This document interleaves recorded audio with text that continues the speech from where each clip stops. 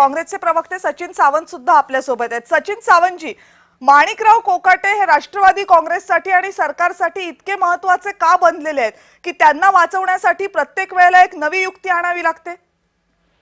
म्हणजे आता ह्याचा प्रश्नाचं उत्तर कदाचित मुख्यमंत्रीच देतील, कारण किती हे आटापिटा चाललंय, शेवटच्या क्षणापर्यंत त्यांना वाचवण्याचा प्रयत्न केला जातोय। हे सरकारच क्लीन चिट सरकार आहे। कितीही मोठी पापं करा, तुमच्यावरती ते पापक्षालन करण्यासाठी आणि त्याच्यावरती त्या ठिकाणी उतारा देण्यासाठी मुख्यमंत्रीजी बसलेले आहेत।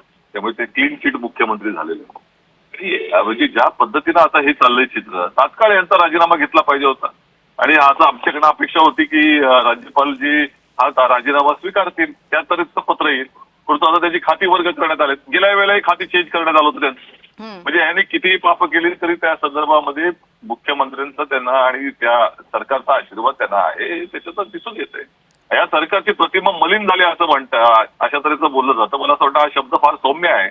मलिन ह्या शब्दाला देखील काहीतरी प्रतिमा असणार आहे, त्यामुळे त्या मलिन शब्दाची प्रतिमा देखील मलिन करण्याचं पाप यांनी केलेलं आहे, असं माझं मत चाललेलं आहे।